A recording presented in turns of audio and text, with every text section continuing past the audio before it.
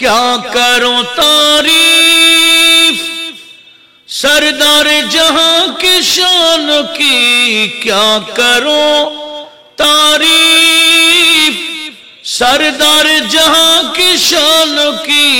हजरत जिब्रील लमी है जब के दरबाने रसूल।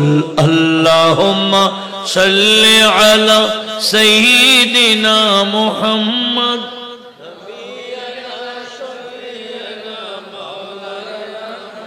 व अला आलि सय्यिदिना मौलाना। अरे जान तुझ में आएगी बेजान पढ़ना ते नबी, जान तुझ में आएगी बेजान पढ़ना ते नबी। हक ताला खुद ही पढ़ता नात दर्शने रसूल। अल्लाहुम्मा सल्ली अला सय्यिदिना मुहम्मद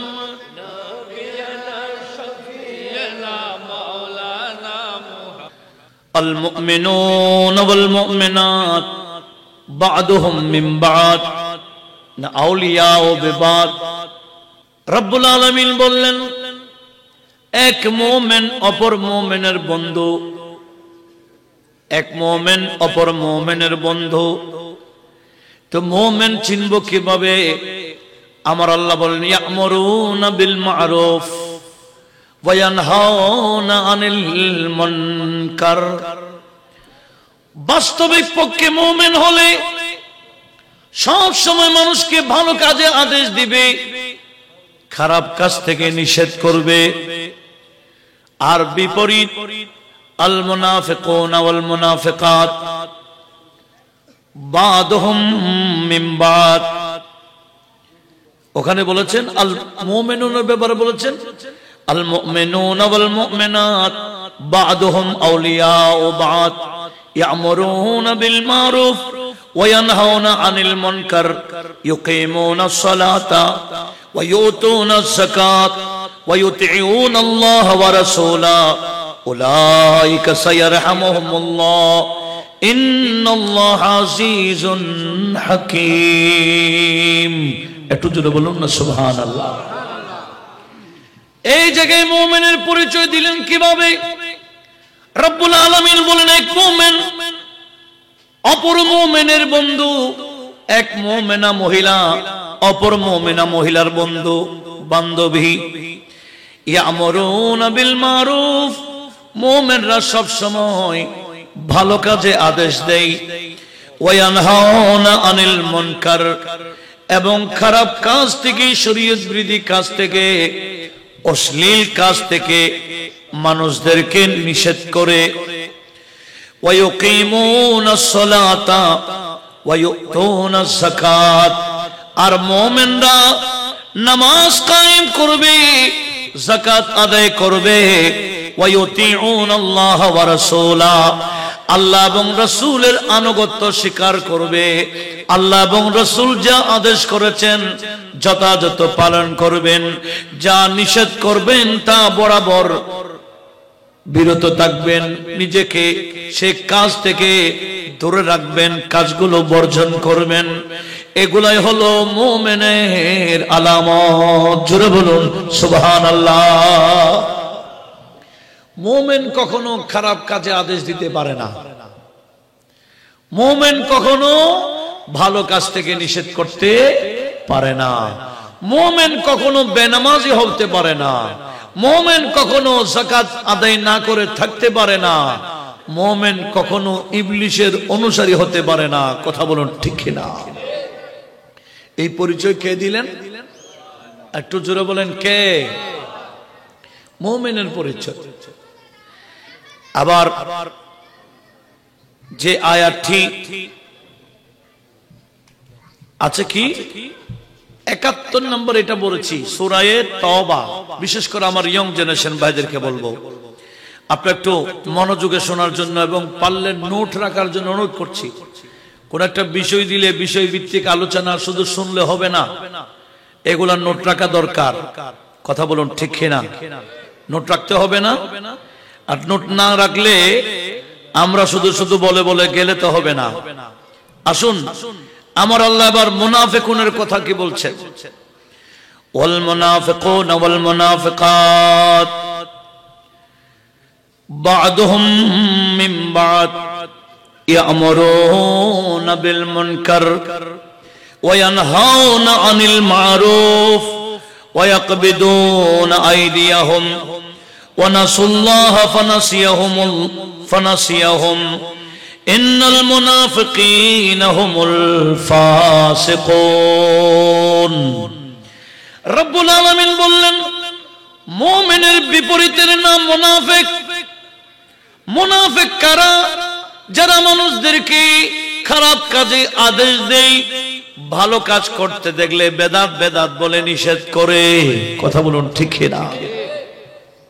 খতমে গৌসিও বেদাত, গিয়ারবি বেদাত, সালাতু সালাম বেদাত, মিলাদুন নবী বেদাত। এগুলা কর বেদাত বলা মানে কি? করিও না, এগুলা করিও না, এগুলা থেকে নিষেধ করা। তো ভালো ভালো কাজ থেকে নিষেধকারীর নাম এখনো আপনারা মন দিয়ে বসেন নাই, একটু মহব্বতে বসতে হবে। ভালো কাজ থেকে নিষেধকারীর নাম মুনাফিক বলেন। কি মুনাফিক? কে বলতেছেন? আল্লাহ বলতেছেন। এটা হচ্ছে সূরা তওবা কয় নম্বর আয়াত? 67। কত? 67 নং আয়াত। এই আয়াতটি আমরা সামনে রেখে মুনাফিক চিনে ফেলবো এবং মুমিনও চিনব। দোয়া করতে গেলেও মারামারি হয়, আছে কিনা? দোয়াটা যদি জানাজার পরে হয়, জানাজার পরে দোয়া করলো মারামারি, আছে না নাই? তো এই ভালো কাজ থেকে নিষেধকারীর নাম কি? আর একটু জোরে বলেন না। মানুষ মারা গেলেও আমরা ভালো ভালো কাজ করি, সালে সওয়াব করি, সেখানেও ফতোয়াবাজি, নাজায়েজ, বেদাত বেদাত চিল্লাই, যাতে না করে এদের নাম মুনাফিক। মুদ্দা কথা, মুনাফিকের কাজ হলো ভালো কাজ থেকে নিষেধ করা, খারাপ কাজে মানুষকে আদেশ দেওয়া, আর সব সময় ইয়াকবিদুনা আইদিয়াহুম, এরা আপন আপন হাতকে গুছায় ফেলে, কাউকে দান করে না। কি করে ফেলে? হাত গুছায় ফেলে মানে লম্বা করে না। কাউকে দিতে গেলে কি করতে হয়? হাত বের করতে হয়, লম্বা করতে হয়। আর মুনাফিকরা হাত লম্বা করে না, হাত গুছায় ফেলে। নাসুল্লাহ, এরা আল্লাহ পাকের আদেশকে ভুলে যায়, আল্লাহর হুকুম হাকামকে ভুলে যায়। ফানাসিয়াহুম, অতঃপর আমার আল্লাহ তাদের ভুলে যাওয়ার যথাযথ শাস্তি দেবেন। জোরে বলুন নাউজুবিল্লাহ। এরপরে বলছেন ইন্নাল মুনাফিকিনা হুমুল ফাসিকুন, মুনাফিকরাই হলো বাস্তব ফাসিক। মুনাফিকরা কি? ফাসিক। আর ঈমানদাররা আবেদ। কথা বলুন ঠিক কি না? ঈমানদাররা কি? আবেদ। মুনাফিকরা যতই ইবাদত করুক ফাসিক। কুফাল কালো করে ফেলুক, নাম কি? কেন? এক কবি বলে এখানে কালো করে লাভ কি? এখানে তো অন্ধকার, কলবে কি? उसके लाख सजदे भी काम नहीं आएगा, अजमत मोहम्मद से,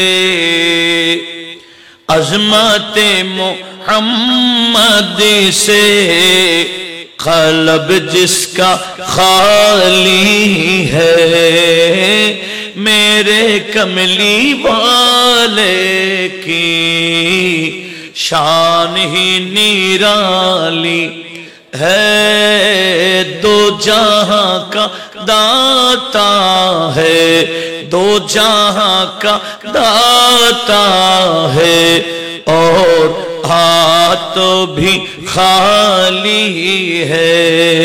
सलातुनिया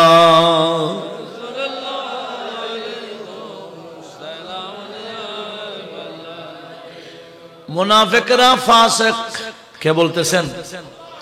মুনাফিক মানে টুপি নাই, জোরে বলেন আছে কি না? দাড়ি, নামাজ, কালাম, পাঞ্জাবি, ইসলামী ব্যানার সব আছে, কিন্তু কলবে কি নাই? একটু জোরে বলেন না। ঈমান নাই, কলবে ঈমান নাই, তার নাম মুনাফিক। আর যার কলবে ঈমান আছে তার নাম মুমিন।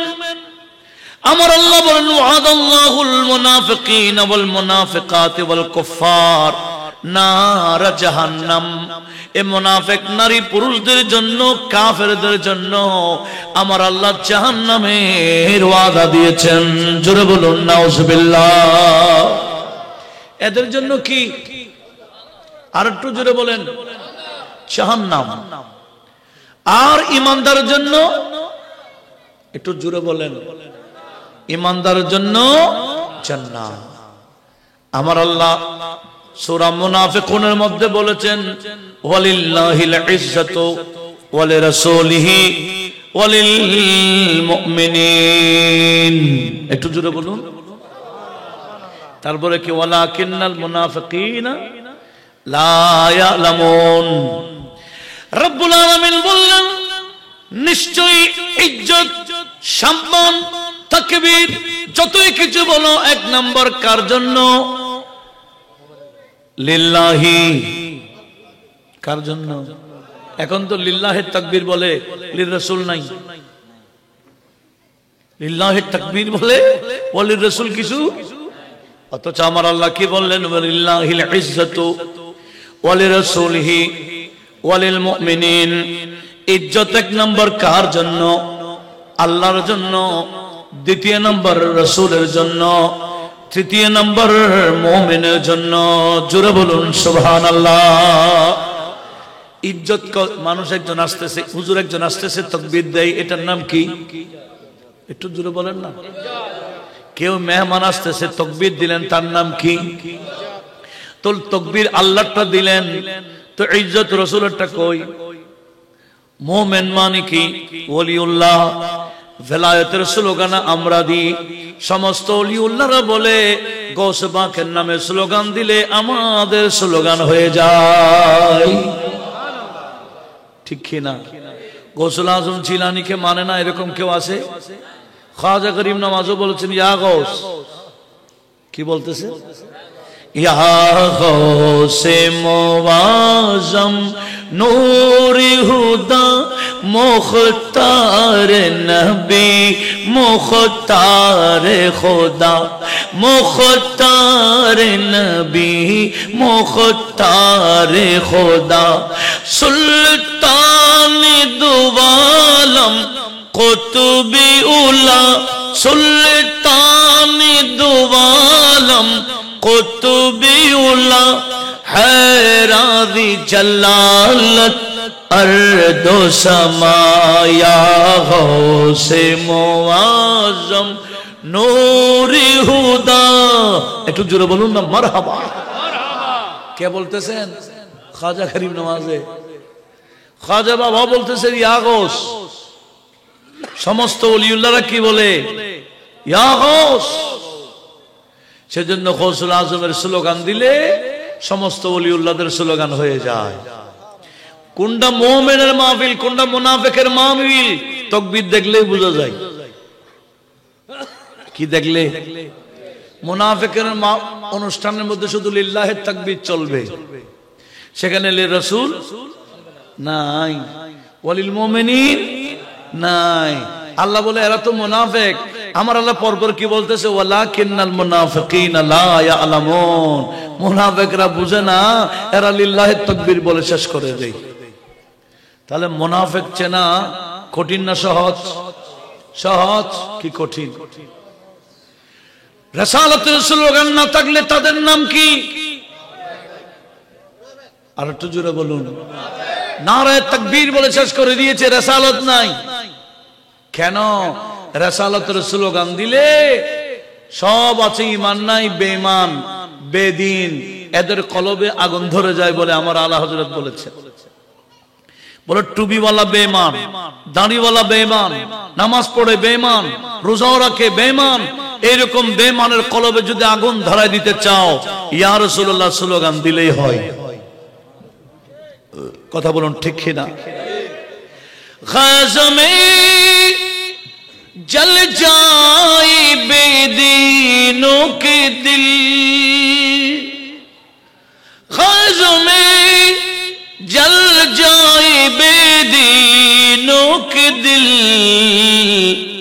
या रसूल अल्लाह की कसीरत कीजिए, या रसूल अल्लाह की कसीरत कीजिए, या रसूल अल्लाह की कसीरत कीजिए, दुश्मने अहमद पे शिद्दत कीजिए।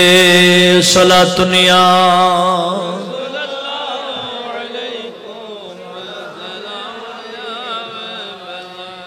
তাহলে আমরা মুমিন মুনাফিক চিনতেছি?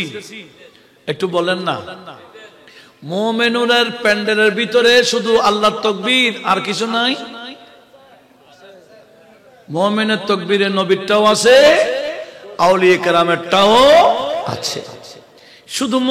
আর মুনাফিকের প্যান্ডেলের ভিতরে যত হাজার হোক, সেখানে নারায়ে রিসালাত নাই। চেনা কি কঠিন না সহজ? সহজ। আমি মুমিন চেনাচ্ছি। আমাকে বলেছেন মুমিন কাকে বলে? প্রকৃত মুমিন ও আদর্শ সন্তান হিসাবে আদর্শ সন্তান হিসেবে গড়ে ওঠাবার জন্য পিতামাতার দায়িত্ব, সমাজের করণীয় ইনশাআল্লাহ বলবো। আগে এটা ক্লিয়ার করি, মুমিন মুনাফিক। তাহলে মুমিনের বিপরীত মুনাফিক, সে বিষয়টা আমাদেরকে অবশ্যই জানতে হবে। আমাদের দেশে বলে কতগুলো মানুষ, এরাও তো নামাজ পড়ে, মুনাফিকও নামাজ পড়ে। পড়ে না? জিহাদ করে না? সব করে, কিন্তু কলবে কি নাই? তো ঈমান কখন ঢুকবে? আমার নবীজি কসম করে বলে দিয়েছেন, ওয়াল্লাযী নাফসু মুহাম্মাদিন সাল্লাল্লাহু আলাইহি ওয়াসাল্লাম বিয়াদিহি। নবীজি বললেন, আমি খোদার শপথ করে বলছি, যার কুদরতি হাতে আমার জান আছে, সে আল্লাহর শপথ করে বলছি, লা ইয়াদখুলু কলবা রাজুলিন আল ঈমানু, কোন বান্দার কলবে ঈমান ঢুকবে না, হাত্তা ইউহিব্বানি, যতক্ষণ না আমি নবীকে মহব্বত করবে না। জোরে বলুন সুবহানাল্লাহ। কলবে ঈমান ঢুকবে নবীকে মহব্বত করলে, আর নবীজিকে মহব্বত না করলে কলবে কি ঢুকবে না? এই কথা না আমার নবীজি কসম করে বলেছেন। সেজন্য আমার নবীজি আরো বলেছেন, ওয়াল্লাযী নাফসু মুহাম্মাদিন বিয়াদিহি, হাদিস বুখারীতে কিতাবুল ঈমানের হাদিস, লা ইউমিনু আহাদুকুম হাত্তা আকুনা হাব্বা ইলাইহি মিন ওয়ালিদিহি ওয়া ওয়ালাদিহি ওয়ান নাসি আজমাইন। নিজের মা বাবা, নিজের সন্তানাদি, নিজের যত আত্মীয় স্বজন, যত প্রিয় আছে, সমস্ত প্রিয় থেকে আমি নবীকে যতক্ষণ প্রিয় মানবে না, ততক্ষণ তুমি নিজেকে ইমানদার দাবি করা ভুল। ইমানদার হতে হলে সর্বপ্রথম সমস্ত প্রিয় থেকে নবীজিকে এক নম্বরে রাখতে হবে। জোরে বলুন সুবহানাল্লাহ। মুনাফিকরা নবীজির মহব্বতের বিষয়ে ফতোয়াবাজি করে। লাইট আছে না? লাইটিং দেখলে ঠিক আছে, এটা বেঞ্চুর লাইট হইলে ফতোয়া নাই, মেলার লাইট হইলে সমস্যা নাই। লাইটিং যদি মিলাদুন নবীকে কেন্দ্র করে তখন ফতোয়া আসে। পতাকা কত পতাকা, আর্জেন্টিনা, ব্রাজিল, এই সেই, কোন পতাকার বিরুদ্ধে ফতোয়া নাই। আর পতাকা যদি নবীজির শানে লাগানো হয় তখন বেদাতের ফতোয়া আসে। কথা বলুন ঠিক ঠিক। আমার আলা হযরত বলে, জমিনওয়ালারা, তোমরা আমার বন্ধু নবীর শানের পতাকা দেখলো আর কত দেখবা? আমার নবীজির শানের পতাকা তো আমার আল্লাহ আরশে আজম ওড়াচ্ছে। फर्श वाले तेरी शौकत का उलू क्या जाने, खुसरोवा अर्श पे, खुसरोवा अर्श पे उड़ता है परीरा तेरा, खुसरोवा अर्श पे। একটু জোরে বলুন না মারহাবা। নবীজি শানের পতাকা কে ওড়ায়? একটু জোরে বলেন। আরশ তো ওড়াচ্ছেন, আবার কিয়ামতের ময়দানও ওড়াবেন। আমাদেরকে বলছেন ইমানদাররা তোমরা জমিনে ওড়াও, ঠিক কিনা? আল্লাহ ওড়াচ্ছেন কোথায়? আরশে। আর ফরশের মধ্যে আমাদেরকে বলছেন তোমরা ওড়াও, যাতে কিয়ামতের ময়দান আমার বন্ধুকে যে পতাকা দিব ওই পতাকার নিচেও যাতে তোমরা স্থান পাও। আমার আলা হযরত বলেন, ইয়া রাসূলুল্লাহ, সেদিন আল্লাহ আপনাকে একটা পতাকা দিবেন, সেই পতাকার নিচে আমাদেরকে তো স্থান দিবেন, কারণ পতাকা দুনিয়াতে আমরা নিয়েছি আপনার শানের, কিয়ামতের শানের পতাকার নিচে আমরা থাকবো। সেদিন কিয়ামতের ময়দানও আপনার নাত শরীফ পড়তে যাব। সবাব চলে के बागे फले वो फूल खिले के दिन हो भले, अरे लेवा के तले सना में खुले, लिवा के तले सना में खुले, रजा की जुबान तुम्हारे लिए, रजा की जुबान तुम्हारे लिए, जमीन ও जमान तुम्हारे लिए।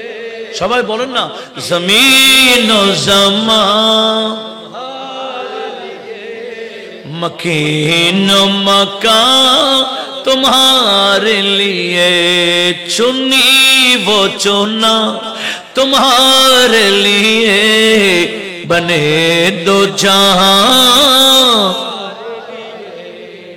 দেখেন নবীজি শানের পতাকা দেখলে মুনাফিকরা কি করে? ফতোয়া ফতোয়া, বেদাত বেদাত চিল্লায়। বেদাত যত চিল্লায় পতাকা কমে না বাড়ে? লাইট, প্যান্ডেল, মাইক, মিলাদুন নবীর মাহফিল, জুলুস বাড়াচ্ছেন কে? এটা শুকরিয়া আদায় করেন গা, বন্ধুর শান বাড়াবার জন্য আল্লাহ আমাদেরকে নিয়েছেন। একটু আলহামদুলিল্লাহ বলবেন। আবার সূরা আনফালের শুরুতে আয়াত নাম্বার 2 নম্বর আয়াতে আনফালের মধ্যে আমার আল্লাহ বললেন কি, ইন্নামাল মুমিনুনা আল্লাযীনা ইযা যুকিরাল্লাহু ওয়াজালাত কুলুবুহুম ওয়া ইযা তুলিয়াত আলাইহিম আয়াতুহু যাদাতুহুম ঈমানা ওয়া আলা রাব্বিহিম ইয়াতাওয়াক্কালুন আল্লাযীনা ইউকিমুনাস সালাত ওয়া মিম্মা রাযাকনাহুম ইউনফিকুন উলাইকা হুমুল মুমিনুনা হাক্কা। একটু জোরে বলুন মারহাবা। এখানে রব্বুল আলামিন মুমিনের পরিচয় দিলেন।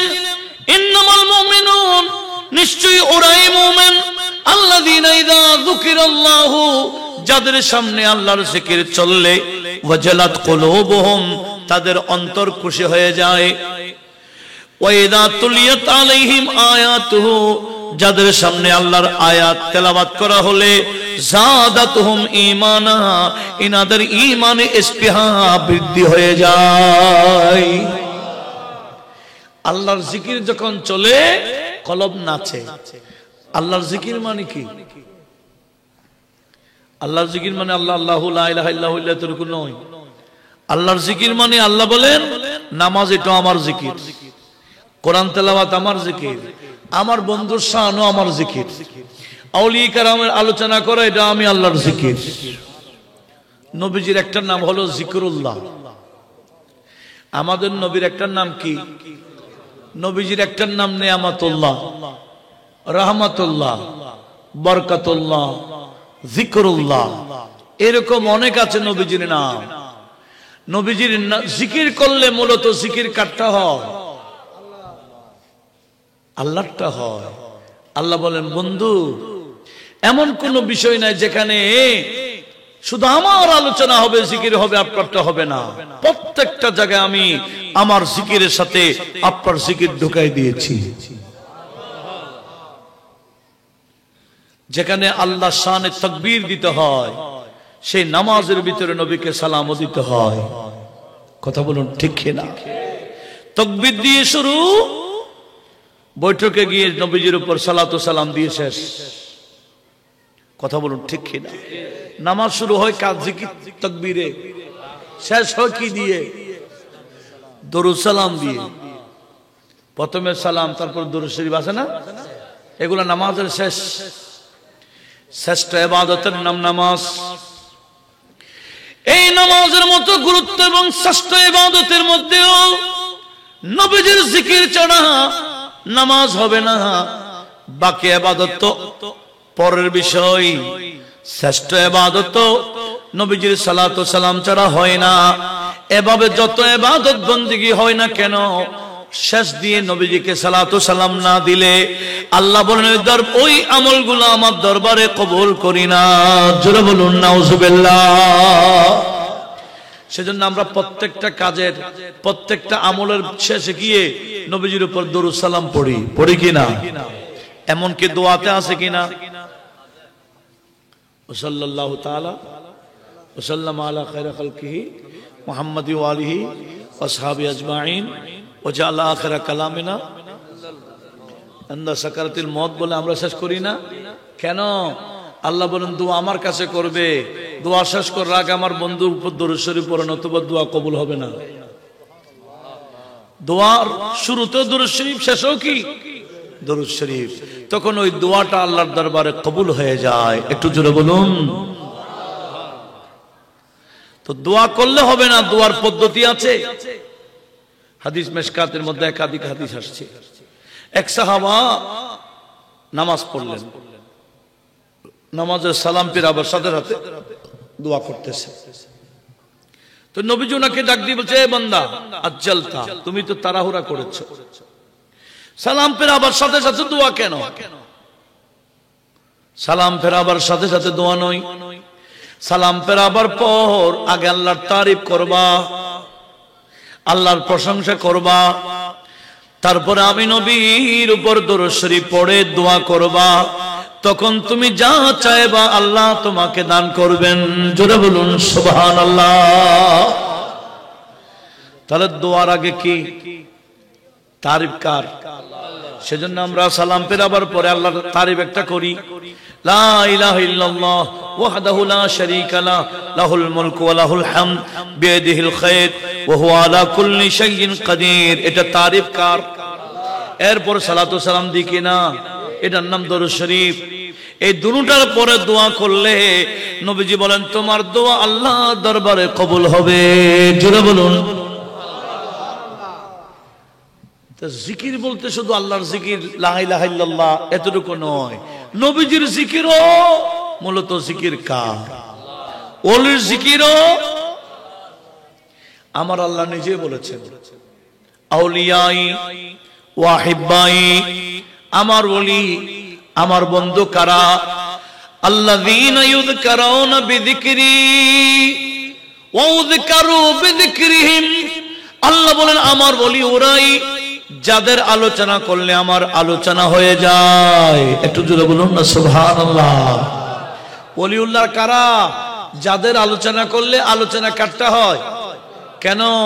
আল্লাহ বলে ওলির আলোচনা করতে গেলে আমার কুদরত প্রকাশ হবে, এই ওলিউল্লাহদের মাধ্যমে আমার কুদরত প্রকাশ করি। একটু জোরে বলুন না সুবহানাল্লাহ। সেজন্য ওলিউল্লাহর আলোচনা মূলত কার জিকির? ওলিউল্লাহর আলোচনা করলে মানুষের অন্তর খুশি হয় কিনা? কার? মুমিনের।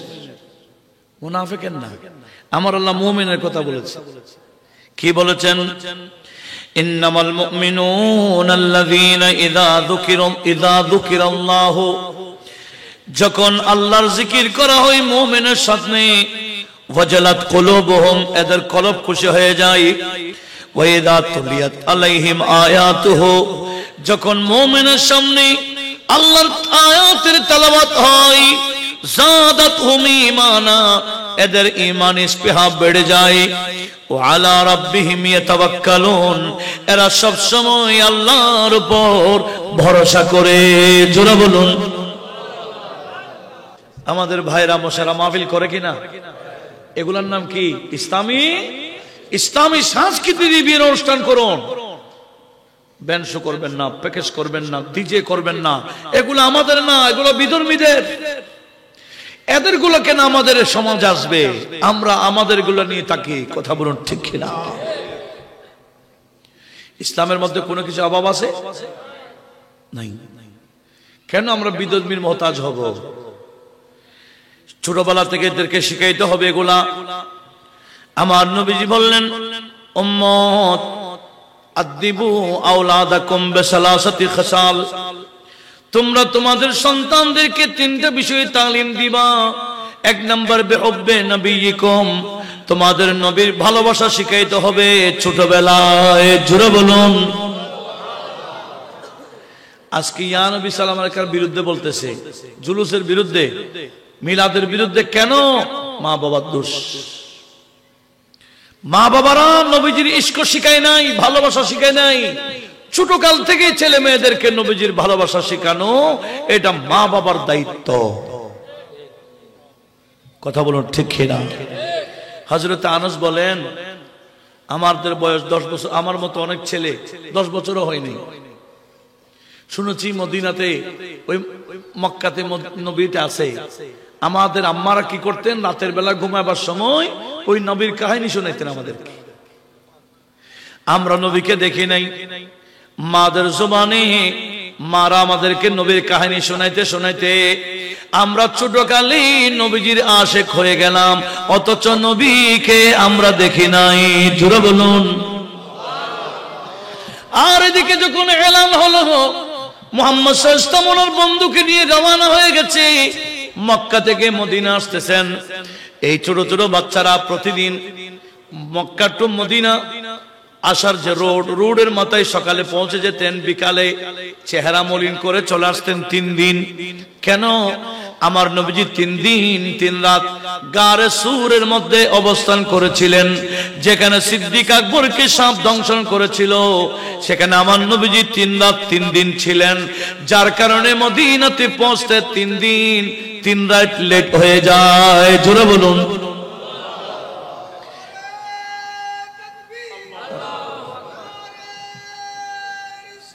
ইয়া রাসূলুল্লাহ, ইয়া গাউস,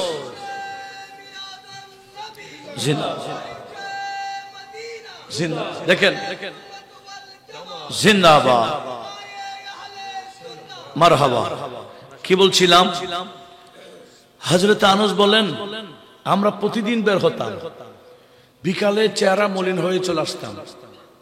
শেষ পর্যন্ত 3 দিন পার হওয়ার পরে আবার মুরব্বীরা বলছে, কচ্চা মুহাম্মাদুন সাল্লাল্লাহু আলাইহি ওয়াসাল্লাম বিবরফিকিহি, মুহাম্মদ সাল্লাল্লাহু আলাইহি ওয়াসাল্লাম বন্ধুকে নিয়ে মদিনায় পৌঁছে গেছেন বলে যখন ঘোষণা দিল, এবার শুধু আমরা ছোট না, মুরব্বী করে নাই, যুবক করে নাই, সবাই ছোট ছোট মেয়েরা রোডে চলে আসছে। উপযুক্ত মেয়েরা ঘরের চাঁদের থেকে এরা সব দেখতেছে। আর গোটা মদিনাবাসী রোডে এসে আমাদের নবীর আগমনে বিশাল এক জুলুস বের করে দিয়েছেন। জোরে বলুন সুবহানাল্লাহ। এরা তো জুলুস দেখে না, জুলুস এটা সাহাবায়ে কেরামের আদর্শ। এই জুলুসটা ছিল নবীজির শানে, নবীজির ইস্তেকবাল জানাবার জন্য। বড় মজার বিষয় ছিল যে মদিনাবাসীরা যেদিন জুলুস বের করেছে সেদিনও রবিউল আউয়াল 12 তারিখ সোমবার ছিল। এরা ইয়া রাসূলুল্লাহ স্লোগান দিয়ে দিয়ে জুলুস করেছে। এই ছোট ছোট বাচ্চারা নবীজির আশিক হয়ে গেছে। কেন? এই মায়েদের কারণে। এখনকার মা বাবারা ছেলে মেয়েদেরকে আশেক বানায় কার? নায়কের, নায়িকার, গায়কের, গায়িকার, খেলোয়াড়ের, আর কার? নেতার, নেত্রীর, ইনাদের ভক্ত বানাই। যখন আর্জেন্টিনা ব্রাজিলের খেলা চলে তখন আর্জেন্টিনা ব্রাজিলের জামা গেঞ্জিটা শুধু নিজে পরে না, ওয়াইফকেও পড়ায়, ছেলে মেয়েকেও পড়ায়, সপরিবার ছবি তুলে ফেসবুকে দেয়, দেখো আমরা কার ভক্ত। ছোট কাল থেকে ভক্ত বানায় মেসির। কথা বলুন ঠিক না? আর আমার নবীজি বলছেন, খবরদার, তোমরা তোমাদের ছেলে মেয়েদেরকে ছোট থেকে আমি নবীর মহব্বতের তালিম দাও। তখন আমরা ছোটকালে দেখেছি মাগরিবের নামাজের পরে ছেলে মেয়েদেরকে বসা দিত, 5 ওয়াক্তের এক ওয়াক্ত হইছে সাল্লাল্লাহু পর, পড়াইতো না? এই পরিবেশ আছে এখন? সাল্লাল্লাহু নাই, দরুদ শরীফ সবসময় ছেলেরা মোবাইল নিয়ে আসে, গান বাজনা নিয়ে আসে, ইউটিউব নিয়ে আসে, বেহায়াপনা নিয়ে আছে। ছেলে মেয়েদের জীবন নষ্ট করে দিচ্ছে কারা? মা বাবারা। বাস্তব এই বাচ্চাকে মোবাইল দিতে পারেন যদি সেখানে নাচ শরীফ হয়, মোবাইল থেকে নাচ শেখান, আল্লাহর ওলিদের শান শিখান, কেরাত শিখান, ছোট থেকে এভাবে অভ্যস্ত করতে হবে। কথা বলুন ঠিক না? এই দায়িত্ব কার? নবীজি বললেন, শুধু আমি না, ওয়া বিহুব্বি আওলাদি নবিয়িকুম, তোমাদের নবীর আওলাদের ভালোবাসা শিখাইতে হবে ছোটবেলায়, কোরআন শিখাইতে হবে ছোটবেলায়, নামাজ শিখাইতে হবে ছোটবেলায়, মেয়েদের পর্দা শিখাইতে হবে ছোটবেলায়, আদব শিখাইতে হবে ছোটবেলায়। এইভাবে ইসলামিক যত আদর্শ আছে সবকিছু শিখাইতে হবে ছোটবেলায়। তখন বড় হয়ে গেলে এরা ইসলামী জিন্দেগি বসর করবে। কথা বলুন ঠিক না? আজকে যে ছেলেরা শিক্ষিত হয়ে মা বাবাকে বৃদ্ধাশ্রমে ঢুকে দিচ্ছে, ঢুকাবে না কেন? এই ছোট বাচ্চা তখন ছোট ছিল, মা বাবার তো হক আদায় করে নাই, নামাজি বানায় নাই, কালামি বানায় নাই, আদবদার বানায় নাই, নবীর আশেক বানায় নাই। তো ওই ছেলেরা মা বাবাকে কখনো ঘর রাখবে না, ঘর থেকে বের করে বৃদ্ধাশ্রমে ঢুকাই দিচ্ছে, মূলত দুষ্কার। সেজন্য বর্তমান যারা মা বাবা আছেন ছেলেদেরকে গাইড করুন, দেখবেন এই ছেলেরা কখনো আপনাদের সাথে বেয়াদবি করবে না। এরা মা বাবার গুরুত্ব বুঝবে, সম্মান বুঝবে, মর্যাদা বুঝবে। মা বাবাকে কখনো ঘর থেকে বের করবে না। আপনারা যদি তাদের হক আদায় করেন, আল্লাহ তাদেরকে তৌফিক দিবেন, এরা বড় হয়ে আপনাদের হক আদায় করবেন। কথা বলুন ঠিক না? যে ওয়াজ চলতেছে এগুলা কি ফেলে দেওয়ার না আমল করার দরকার আছে কিনা? এভাবে যদি আমরা গঠন করতে পারি, এই ছেলেরা আর বিধর্মী চলা চলবে না। এখন মেয়েদেরকে জিন্সের প্যান্ট গেঞ্জি কিনে দেয় কে?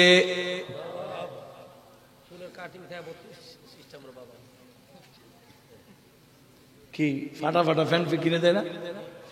এদিকে ফাটা, এদিকে ছিঁড়া, এদিকে জোড়াতালি, কে কিনে দিচ্ছে? যেখানে মা বাবা গাইড করা দরকার ছিল সে জায়গায় স্টাইল মারাইতে গিয়ে ফাটা ফাটা প্যান্ট কিনে দেয়।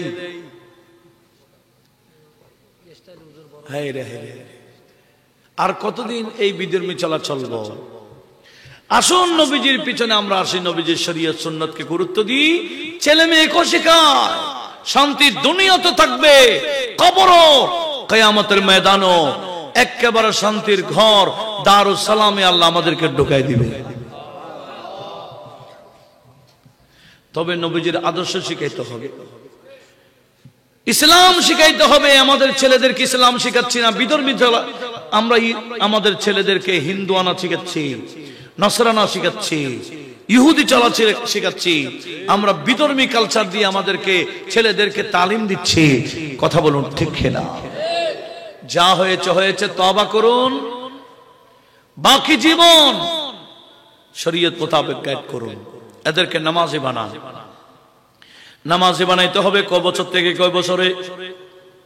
7 থেকে 10, 7 থেকে 10 বছর হয়ে গেছে, নামাজ পড়তেছে না। নবীজি বলেন ওয়াদরিবুহুম আলাইহা ইযা বালাগু 10 সিনিন, যখন 10 বছর হয়ে গেছে নামাজ পড়ছে না, মেরে মেরে হলো নামাজি বানাও।